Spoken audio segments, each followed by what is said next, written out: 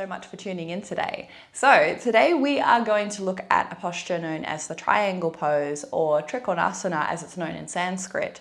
So I'm going to take you guys through some different muscles, some of the key muscles of this pose, and how to activate them, how to lengthen them, so this pose works a little bit better for you. So the first muscle that we're going to look at today is the Quadratus Lumborum muscle, or QL as it's also known. It attaches around the upper transverse processes of the lumbar vertebra, the 12th rib, and then it inserts into the iliac crest. And its main action is lateral flexion of your vertebra. It also assists you in breathing. And then we're also going to look at the Glute Maximus muscle. The Glute Maximus has a lot of interesting attachment points. So it's attaching into the sacrotuberous ligament. It also attaches into what's called the aponeuroses of the erector spinae muscles. It's also going into the coccyx, also your sacrum as well. Then it also goes into your ITB and your tensor fasciae lata.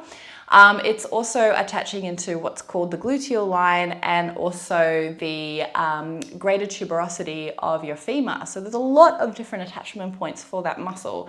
And its main action is extension of the hip. It also works with the hamstrings to produce extension as well. So your hamstring muscles are not just knee flexors, but they are also hip extensors as well. And another muscle that we're also going to look at is the psoas muscle. So I had that on my Instagram, Emma Forever Yoga. That was my muscle of the week. So that is attaching to all of the transverse processes of your lumbar vertebra, also the bodies of your lumbar vertebra, the 12th thoracic vertebra. It is also going into the greater trochanter of your femur, and it also produces flexion. So it's a hip flexor, okay? And all of these muscles are quite key to know for your triangle pose. There are also a lot of other muscles involved with this posture, but I just want to focus on those muscles today, okay? So what we're going to do now is we're going to change and head up onto our mats and check out the triangle pose. Okay, so hopefully you've got yourself a mat and a block, and let's have a little look at how to perform this pose. So what you want to do is you want to measure the distance about the width of one of your own legs. Okay, so you don't want to have the stance so wide that you're coming into the splits, but you don't want to have it so short that you find it difficult to actually come into the pose itself, okay? So just about the distance of one of your legs. Make sure that when you come into that stance that your toes are pointing forward, okay? So from here, you're going to take your left foot, you're going to pick up the heel, and you're going to turn the toes forward, okay? From here, just making sure that the back toes are at a 45-degree angle and the heels of the feet are pointing forward. Now let's think about that QL muscle. So the QL muscle is attaching to the bottom of the iliac crest and the bottom of the ribs. So you want to think about lengthening your ribs upward to create a stretch in that QL muscle, okay? So from here, with your hips, you're going to create a deep flexion in the front of the hip here. The back hip is going to rotate open. The back leg is going to be extending, so your glute max muscle is going to be engaged.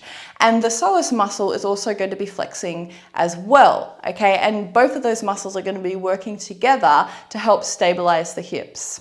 So when you come into this pose, one of the first mistakes that people make is they shorten their QL, okay, and they end up having a bit of a kink in the body like this. So you want to lengthen the QL by separating the bottom of the ribs away from the top of your hip, so creating this nice length. Another mistake that people make when coming into this posture is they end up coming in on an angle. So they flex down and then they end up coming down like this, so their back is all out of alignment.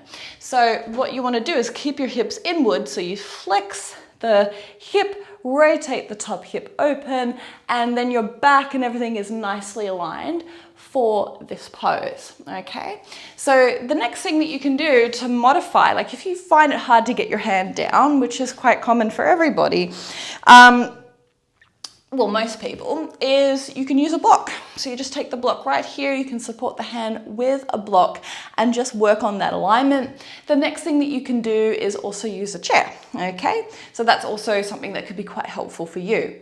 Alrighty, and I hope that this video was helpful for you. Please like the video, leave a comment if you have any questions, subscribe to my channel, and remember that the practice of yoga, it's a journey, so really take your time, don't force your way into these poses, okay? Namaste. Thank you.